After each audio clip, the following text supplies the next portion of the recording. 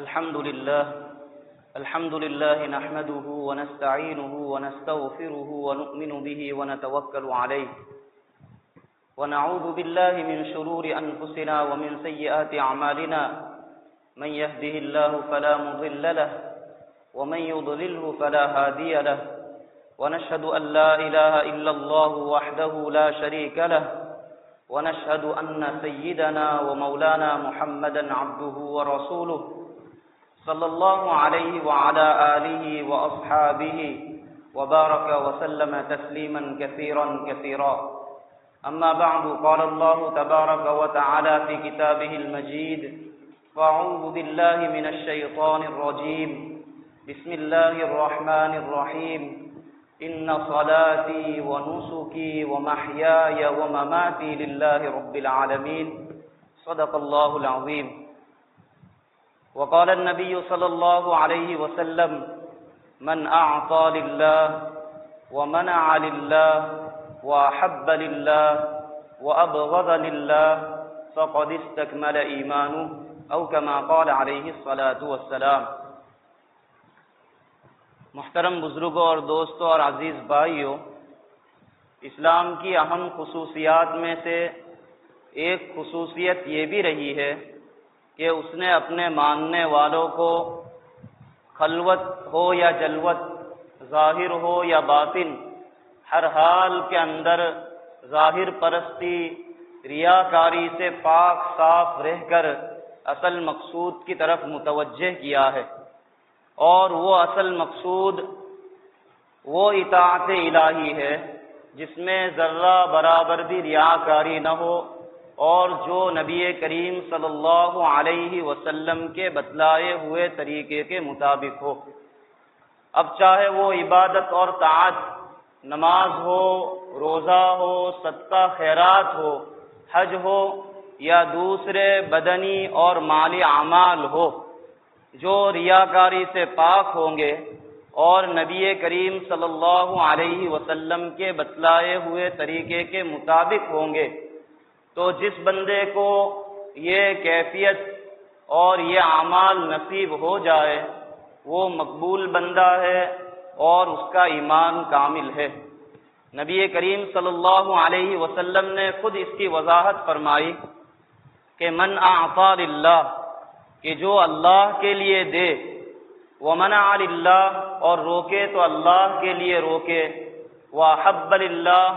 اور کسی سے محبت کرے تو اللہ کے لیے محبت کرے، وأبغض للہ، اور کسی سے بغض رکھے تو اللہ کے لیے بغض اور عداوت رکھے، فقد استکمل ایمانہ، تو اس کا ایمان کامل ہو گیا۔ سب سے پہلی صفت ایمان کامل کی، سب سے پہلی شرط، علامت نبی کریم صلی اللہ علیہ وسلم نے جو بیان فرمائی وہ ہے من اعطى للہ، کہ جو کچھ کسی کو دے تو اللہ کے لیے دے۔ انسان اپنی ذات پر بھی خرچ کرتا ہے اور دوسروں پر بھی خرچ کرتا ہے۔ اگر وہ خرچ کرنا اللہ کے لیے ہو، جیسا کہ عام طور پر صدقہ خیرات اور زکوٰۃ ہوا کرتی ہے، اس میں تو اللہ کے لیے ہونا ظاہر اور ضروری ہے کہ ہم جب بھی دیں تو اس کے اندر نام و نمود مقصود نہ ہو، دکھلاوا مقصود نہ ہو، صرف نیت ہماری اللہ کو راضی کرنے کی ہو۔ اگر ہماری نیت اللہ کو راضی کرنے کی ہوگی تو یہ ایمان کامل کی علامتوں میں سے ایک علامت ہے۔ اور اگر بندوں کو دکھلانا مقصود ہو، ان سے شہرت اور نام و نمود اور عزت مقصود ہوں گی، تو یہ ہمارا خرچ کرنا رائے گا جائے گا، بیکار ہو جائے گا، اس کے اوپر کوئی اجر و ثواب کے وعدے اللہ تعالیٰ کی طرف سے نہیں۔ حضرت زین العابدین رحمۃ اللہ علیہ کے متعلق ہے کہ وہ اپنے علاقے کی بہت سی بیواؤں کی اور مسکینوں کی مدد کیا کرتے تھے، مگر ان کا طریقہ یہ تھا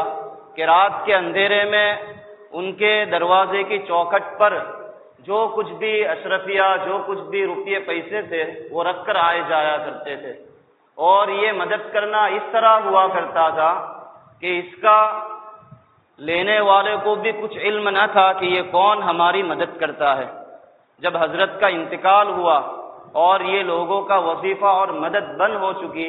تب لوگوں کو پتہ چلا کہ اتنے سالوں سے، اتنے عرصے سے جو ہماری مدد کر رہے تھے وہ حضرت زین العابدین رحمۃ اللہ علیہ تھے۔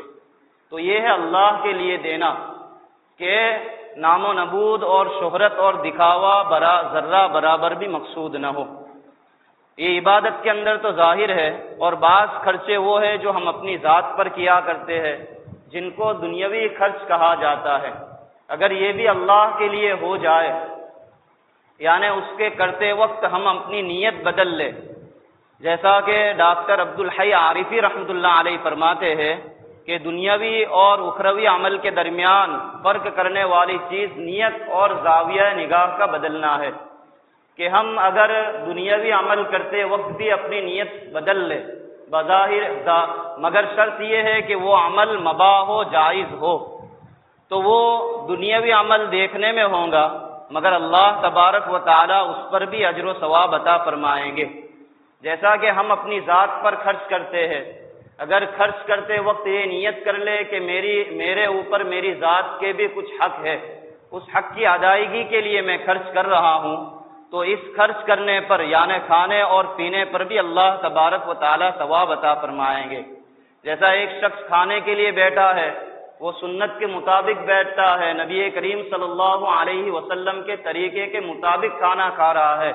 اور نیت یہ کر رہا ہے آپ صلی اللہ علیہ وسلم نے بھی کھانا کھایا ہے اور اس طریقے کے مطابق کھایا ہے، تو اس کا کھانا اور پینا بھی اجر و ثواب کا ذریعہ بن جائے گا۔ اسی طرح انسان خرید و فروخت کرتا ہے، بیچتا ہے، خریدتا ہے، یہ بھی ایک دنیاوی عمل ہے،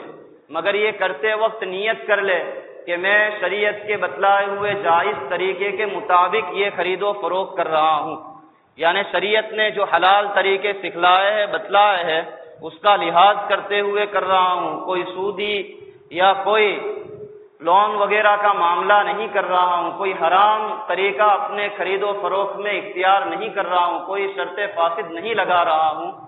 یہ نیت کر لے۔ اور اسی طرح یہ نیت کر لے کہ میں یہ خرید رہا ہوں، اس کے ذریعے میں اپنے اہل و عیال پر خرچ کروں گا، اپنے والدین پر خرچ کروں گا، جن کی کفالت ذمہ داری میرے اوپر ہے، تو اللہ تبارک و تعالی یہ خریدنا اور فروختنا بھی اس کے لیے اجر و ثواب کا ذریعہ بنا دیں گے، یعنی اس کے اوپر بھی اللہ تبارک و تعالی اس کو اجر و ثواب عطا فرمائیں گے۔ تو پہلی علامت ہے من اعطى للہ،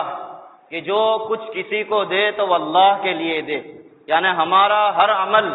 جو ہم کرتے ہیں وہ اللہ کے لیے ہو۔ دوسری علامت بیان فرمائی ومنع للہ، کہ روکے دینے سے انکار کرے تو یہ روکنا اور منع کرنا بھی اللہ کے لیے ہو۔ جیسا کہ ہمیں معلوم ہے جو مانگنے آیا ہے ہمارے پاس، ہمارے سے جو شخص مطالبہ کر رہا ہے، وہ فضول خرچی کرے گا، گناہوں کے کام کے اندر ہمارے مال کو استعمال کرے گا، اس کو جائز مصرف میں خرچ نہیں کرے گا۔ جب ہم یہ جانتے ہیں، ہمیں اس کا علم ہے کہ اس کے ذریعے گناہ کو فروغ ملے گا، گناہ کی شہرت ہوگی، گناہ کام کو عام کیا جائے گا، تو چاہے ہماری عزت جائے تو جائے، مگر ہمارا مال اس مصرف میں اور اس مانگنے والے کے ہاتھ میں نہ جائے۔ یہ ہے اللہ کے لیے روکنا۔ جیسے کہ ہمارے معاشرے کے اندر بہت سے ناجائز اور غیر مشروع رسم و رواج جاری ہے۔ ہمارا علاقہ تو الحمدللہ اس سے پاک صاف نظر آتا ہے، مگر بہت سے علاقوں میں ہوتا ہے کہ یہ دہیج کا مسئلہ ہوتا ہے، دینا ہی پڑے گا، نہ دیا تو عزت چلی جائیں گی، معاشرے کے اندر ان لوگوں کی کوئی عزت باقی نہیں رہیں گی۔ اگر کوئی والدین دہیج دینے سے اس لیے رک رہے ہیں کہ شریعت کا حکم نہیں ہے، چاہے عزت جائے تو جائے، بدنامی آئے تو آئے، ہم ہر چیز برداشت کرنے کے لیے تیار ہے، مگر ہمارا مال اللہ کی رضا کے علاوہ خرچ نہیں ہوگا، تو اللہ تبارک و تعالیٰ اس روکنے کے اوپر بھی اجر و ثواب عطا فرمائیں گے۔ اسی طرح ایسے رسم و رواج ہوتے ہیں جہاں پر مانگا جاتا ہے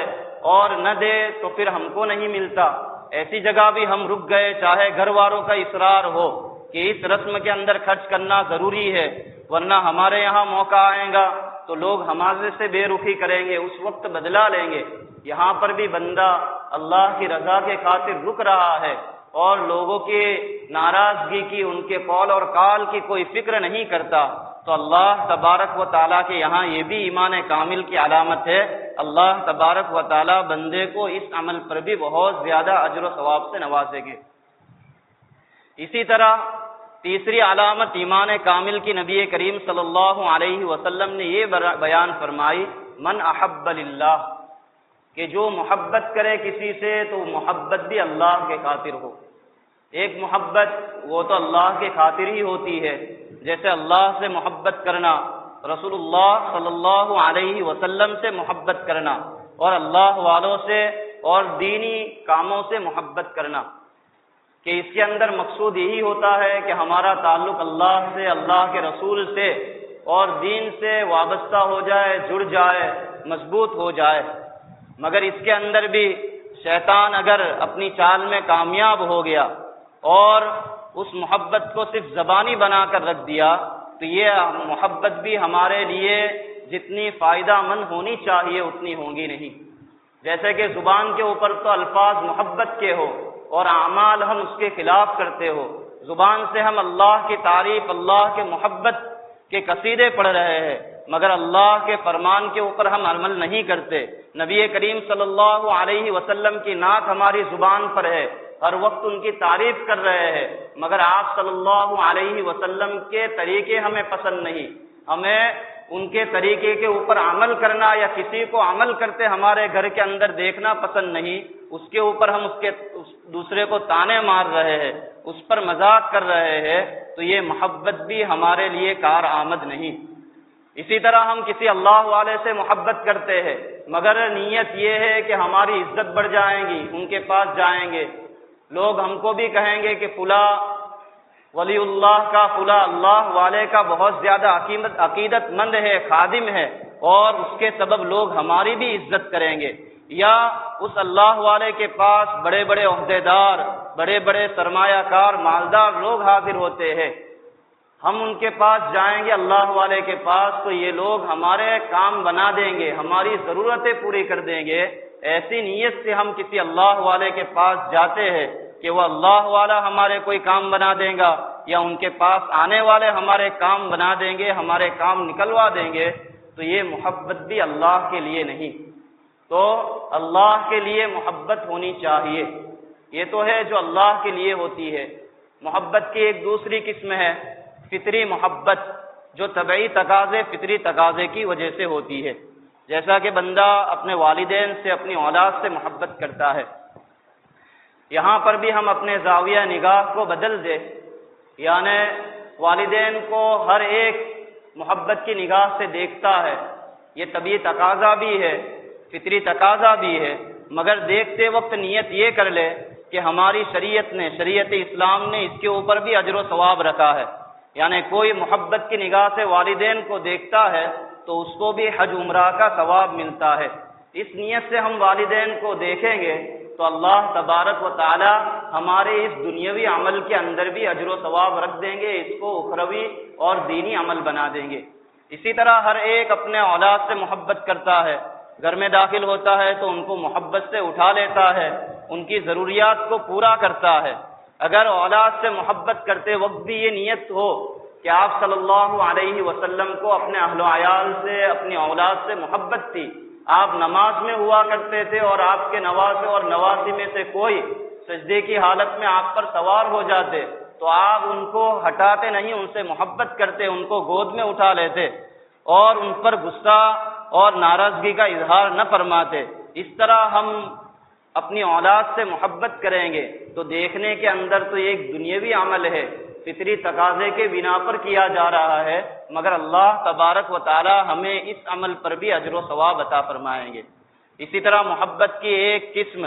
نفسانی محبت ہے جو انسان اپنی بیوی سے کرتا ہے، یہ محبت نفسانی تقاضے کی بنا پر ہوتی ہے۔ اگر اس کے اندر بھی ہماری نیت ہو کہ نبی کریم صلی اللہ علیہ وسلم اپنی ازواج مطہرات سے بے انتہا محبت کرتے تھے، ہر وقت ان کا لحاظ رکھتے تھے اور ان کی محبت کا اظہار بھی کیا کرتے تھے۔ بہت سی حدیثوں سے معلوم ہوتا ہے، پوچھا گیا محبت کے متعلق تو آپ صلی اللہ علیہ وسلم نے اس وقت حضرت عائشہ رضی اللہ تعالی عنہا کا نام لیا، کبھی حضرت خدیجہ رضی اللہ تعالی عنہا کا نام لیا، تو آپ محبت کرتے تھے، اس کے تقاضے کو پورا کرتے تھے اور ان کا اظہار بھی کرتے تھے۔ اگر ہم بھی محبت کریں گے اپنی بیویوں سے اور اس کے اوپر ہماری نیت اتباع سنت کی ہوں گی، اللہ کی رضا کی ہوں گی، تو ایک محبت کرنا دنیاوی عمل ہے، مگر اللہ تبارک و تعالی ہمیں بھی اس پر اتباع سنت کا اور اللہ کے حکم کو پورا کرنے کا اجر و ثواب عطا فرمائیں گے، کیونکہ نبی کریم صلی اللہ علیہ وسلم جو محبت کرتے تھے وہ اللہ کے حکم، اللہ کے فرمان کی وجہ سے کرتے تھے، تو ہمیں بھی اللہ تبارک و تعالی اس پر اجر و ثواب عطا فرمائیں گے۔ مگر یہ محبت سچی ہے یا نہیں، اس کی علامت کیا ہے؟ تو علماء فرماتے اس کی علامت یہ ہے کہ جب اس کو خیرآباد کہنے کا حکم ہو، اس کو قربان کرنے کا حکم ہو، تو بندہ ذرہ برابر بھی غور و فکر نہ کرے، ذرہ برابر بھی آگے پیچھے نہ ہو، فوراً ہی اس کو قربان کر دے، جیسا کہ خلیل اللہ حضرت ابراہیم علیہ السلام نے کر کے دکھلایا کہ جب ان کو حکم دیا اپنے لختے جگر حضرت اسماعیل علیہ السلام اور حضرت ہاجرہ کے متعلق کہ ان کو وادی غیر ذی زرع میں چھوڑ کر آؤ، تو یہ وہ اولاد تھی جو بہت سالوں کے بعد بڑھاپے کے اندر بہت دعاؤں کے نتیجے میں پیدا ہوئی تھی، پھر بھی حضرت ابراہیم علیہ السلام نے اس محبت کی پرواہ نہیں کی، فوراً اللہ کے حکم پر لبیک کہا اور ان کو مکہ مکرمہ کی غیر آباد زمین کے اوپر چھوڑ آئے۔ اسی طرح حکم ہو گیا کہ اللہ کے راہ میں ان کو قربان کر دو، تو اس وقت بھی حضرت ابراہیم علیہ السلام نے اللہ کے حکم پر لبیک کہا اور ان کو قربان کرنے کے لیے تیار ہو گئے، جو واقعہ بڑا ہی مشہور ہے۔ تو اللہ کی محبت کی علامت یہ ہے کہ جب اللہ تبارک و تعالیٰ کی طرف سے اس کو خیرآباد کہنے کا، اس کو چھوڑنے کا، اس کو قربان کرنے کا حکم ہو، تو وہ محبت درمیان میں نہ آئے، ہمیں اللہ کے حکم سے روکے نہیں۔ تو اب ایمان کامل کی تیسری علامت، اگر ہم محبت کرتے ہیں کسی سے تو وہ محبت بھی اللہ کے لیے ہو۔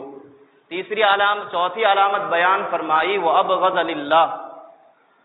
کہ کسی سے بغض عداوت رکھے تو بغض عداوت بھی اللہ کے خاطر ہو، دشمنی بھی اللہ کے خاطر ہو، اور اس کا مطلب یہ ہے کہ اس کی ذات سے دشمنی نہ ہو بلکہ ان کے اعمال سے، ان کے افعال سے دشمنی ہو، اس لیے کہ نفرت ذات سے نہیں کرنی بلکہ اس کے عمل سے کرنی ہے۔ اگر کوئی کافر ہے تو ہمیں کافر سے دشمنی اس کی ذات سے نہیں ہے، کافر سے نہیں ہے، بلکہ کافر کے عمل سے ہے کہ اس نے اللہ کا انکار کیا، اس وجہ سے وہ ہمارا دشمن ہے، ہم اس کی ذات سے دشمنی نہیں کرتے۔ اسی طرح فاسق سے ہمیں دشمنی نہیں کرنی بلکہ فاسق کا جو عمل ہے برا، اس سے ہمیں دشمنی اور اس کو ہمیں برا سمجھنا ہے۔ اس کی مثال علماء اس طرح بیان فرماتے ہیں کہ ہمارے گھر میں کوئی بیمار ہو تو ہم اس بیمار کو برا نہیں سمجھتے، اس سے ہم دوری نہیں اختیار کرتے یا اس سے ہم نفرت نہیں کرتے، بلکہ ہم نفرت جو کرتے ہیں، برا جو کہتے ہیں، وہ اس بیماری کو کہتے ہیں جو اس کے ساتھ وابستہ ہے۔ اگر ہم اس کی ذات سے نفرت کریں، اس کو برا سمجھے، تو اس کے علاج کی پھر کوئی شکل پیدا ہی نہیں ہوں گی، کوئی شکل اور صورت ممکن ہی نہیں ہوں گی۔ لہذا ہم اس کی بیماری کو دور کرنے کی کوشش کرتے ہیں، بیماری کو برا بلا کہتے ہیں، اس کی ذات کو برا بلا نہیں کہتے۔ اور نبی کریم صلی اللہ علیہ وسلم سے بھی یہ بات ثابت ہے کہ وہ ذات جس نے نبی کریم صلی اللہ علیہ وسلم کے محبوب چچا کے کلیجے کو چبایا، اور وہ ذات جو اس کا سبب بنے، یعنی حضرت ہندہ اور حضرت وحش رضی اللہ تعالی عنہما، جب وہ ایمان لے آئے تو آپ صلی اللہ علیہ وسلم نے اور مسلمانوں نے انہیں قبول کیا۔ اب ان کے ساتھ کسی مسلمان کی کوئی دشمنی نہیں رہی، یہاں تک کہ اب تک ہم لوگ ان کے نام کے ساتھ بھی، حضرت ہندہ کے ساتھ بھی رضی اللہ تعالی عنہا لگاتے ہیں، یعنی اب ہمیں ان سے کوئی نفرت نہیں۔ اگر ذات سے نفرت ہوتی تو وہ جو ان کا برا عمل تھا چھوڑنے کے بعد بھی نفرت باقی رہتی، مگر جب انہوں نے برے عمل کو چھوڑ دیا جو انہوں نے کفر کی حالت میں کیا تھا، تو اب ہمیں ان کے ساتھ کوئی نفرت نہیں، ہم ان کو بھی ہمارے مسلمان بھائی مانتے ہیں، ان کی بھی عزت کرتے ہیں، ان کے نام کے ساتھ بھی رضی اللہ تعالی عنہ یا عنہا لگاتے ہیں۔ اصل یہ بات یہی ہے کہ ہماری دشمنی بھی ہو تو وہ بھی اللہ کے خاطر ہو، اور ہماری دشمنی اللہ کے لیے ہے یا نہیں، اس کی علامت کیا ہے؟ تو تو علماء فرماتے ہیں جب غیر اللہ کی اس میں شرکت ہو جائے، ایسا لگے کہ یہ دشمنی حد سے بڑھ رہی ہے اور جائز طریقے کے خلاف جا رہی ہے، تو فوراً وہ دشمنی چھوڑ دے۔ اس کی مثال حضرت علی رضی اللہ تعالی عنہ کا عمل ہے کہ ایک مرتبہ حضرت علی رضی اللہ تعالی عنہ کی موجودگی میں کسی یہودی نے نبی کریم صلی اللہ علیہ وسلم کی شان میں گستاخی کر دی۔ حضرت علی رضی اللہ تعالی عنہ کی طاقت، ہمت، جرأت تو مشہور ہے کہ جنگ کے میدان میں بھی وہ پہلی صف میں سب سے آگے ہوا کرتے تھے۔ وہ کس طرح اس کو برداشت کر سکتے تھے؟ فوراً اس کے اوپر حملہ آور ہوئے اور اس کو نیچے کر دیا، اس کو دبا دیا۔ جب وہ یہودی نے دیکھا کہ اب میں کسی بھی طرح ان پر قابو نہیں پا سکتا، ان سے جیت نہیں سکتا، تو اس نے فوراً حضرت علی رضی اللہ تعالی عنہ کے چہرے کے اوپر تھوک دیا۔ یہ تھوکنا تھا کہ حضرت علی رضی اللہ تعالی عنہ فوراً ہی اس سے الگ ہو گئے۔ لوگوں کو اس واقعے کو دیکھ کر، اس حالت کو دیکھ کر بڑا تعجب ہوا اور پوچھنے لگے کہ حضرت، پہلے اس نے نبی کریم صلی اللہ علیہ وسلم کی گستاخی کی تو آپ اس پر سوار ہو گئے، اس کو مارنے لگے، اور آپ نے اس پر قابو پا ہی لیا تھا، آپ اس کو قتل بھی کر سکتے تھے، مگر جیسے ہی اس نے تھوکا تو زیادہ مارنے کے بجائے آپ نے اس کو چھوڑ کیسے دیا؟ یعنی یہ تو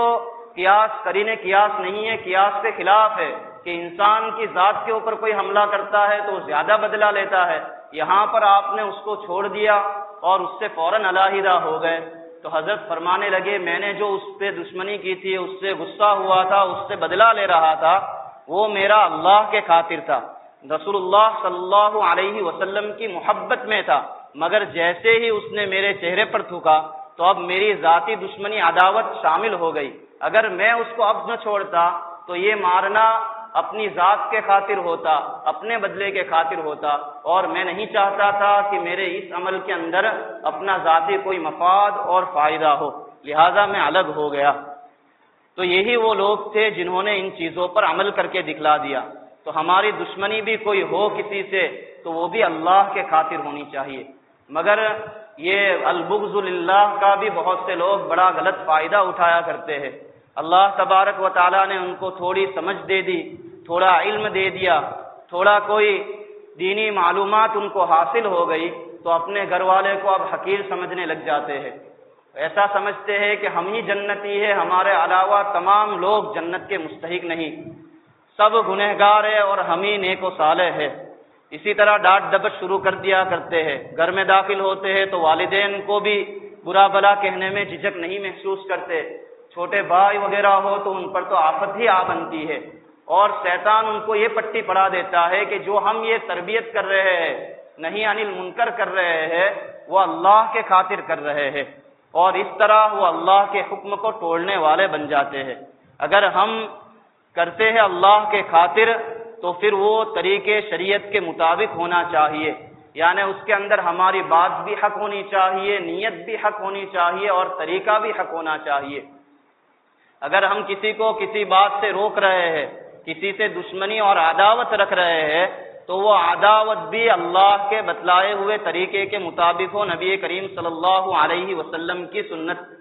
کے مطابق ہونی چاہیے۔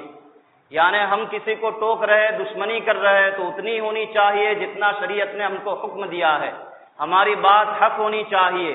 ہم کسی غلط معاملے کا کسی کو حکم نہ دے اور غلطی کی وجہ سے کسی سے دشمنی نہ کرے، یعنی وہ شریعت کے مطابق تو ہے اس کا عمل، مگر ہماری ذات کے مطابق نہیں، اس کی وجہ سے ہماری عزت کے اوپر، ہمارے مرتبے کے اوپر آ بنی ہے، اس لیے ہم دشمنی کر رہے ہیں، ایسا نہ ہو،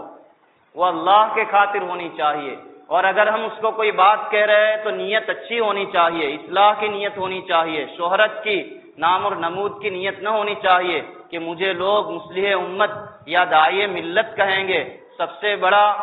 داعی کہیں گے، ایسی نیت نہ ہو کہ لوگ میری واہ واہی کریں گے، کہیں گے کہ یہ تو کیا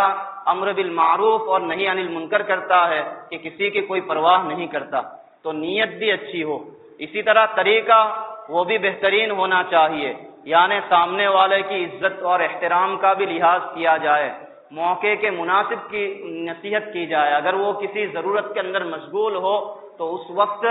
اس کے ساتھ امر بالمعروف اور نہی عن المنکر کا طریقہ اختیار نہ کیا جائے۔ تو اگر ہم چاہتے ہیں کہ ہمارا ایمان کامل ہو تو اس کے لیے ضرورت اس بات کی ہے ہم نبی کریم صلی اللہ علیہ وسلم کے بتلائے ہوئے طریقے کے اوپر عمل کریں۔ ہم کسی کو کچھ دے تو وہ اللہ کے لیے دے، کسی سے کوئی چیز دینے سے روک دے تو وہ بھی اللہ کے لیے ہو، ہم کسی سے محبت کریں تو وہ بھی اللہ کے لیے ہو، اور کسی سے بغض اور عداوت رکھے تو وہ بھی اللہ کے لیے ہو۔ اکابر فرماتے ہیں کہ تین حالتیں اس معاملے میں دیکھنے کو ملتی ہے۔ ایک حالت تو اکابر کی تھی، اسلاف کی تھی، کہ وہ کوئی کام کرنے سے پہلے بھی کچھ نہیں کہتے تھے اور کرنے کے بعد بھی اس کا اظہار نہیں کرتے، اور نیکی کرنے کے بعد بھی اتنا ڈرتے تھے جیسا ان سے کوئی گناہ ہو گیا ہو۔ انسان گناہوں کو جتنا چھپاتا تھا وہ اپنے نیک اعمال کو چھپاتے تھے کہ کسی کے سامنے ہمارا کوئی بھی نیک عمل ظاہر نہ ہو جائے، اور وہ اپنا کسی بھی طرح کا بدلہ چاہے زبانی اعتبار سے ہو یا مالی یا کوئی دوسرے فعلی اعتبار سے ہو بندوں سے چاہتے نہیں تھے۔ وہ اپنے عمل کو اتنا زیادہ پوشیدہ رکھتے تھے۔ اس کے بعد یہ دور آیا کہ لوگ پہلے تو ظاہر نہیں کرتے تھے مگر کرنے کے بعد ظاہر کر دیا کرتے تھے کہ فلاں کام جو کیا ہے وہ میں نے کیا ہے، فلاں جگہ پر جو خرچ کیا ہے یا روکا ہے وہ میں نے اللہ کے لیے کیا ہے، اس طرح ظاہر کر دیا کرتے تھے۔ اور علماء فرماتے اب دور یہ آ گیا ہے کہ کرنے سے پہلے بھی لوگ ظاہر کرتے ہیں، شہرت کرواتے ہیں، ایڈورٹائز کرتے ہیں، اور کرنے کے بعد بھی یہ چاہتے ہیں کہ ہماری عزت ہو، ہماری شہرت ہو، مگر یہ قاعدے قانون کے موافق ہو تو علماء نے اس کی اجازت دی ہے۔ اگر انتظامی امور کے طور پر ہو، کوئی بتلانا ہو، کوئی لکھنا ہو، درج کروانا ہو تو اجازت ہے، مگر صرف شہرت ہو، عزت مقصود ہو، نام و نمود مقصود ہو تو پھر ہمارا ایمان کامل نہیں، ہمارا وہ عمل اللہ کی بارگاہ میں قبولیت کا درجہ نہیں رکھتا۔ اللہ تبارک و تعالیٰ سے دعا ہے کہ اللہ ہمیں اخلاص کی اور اتباع سنت کی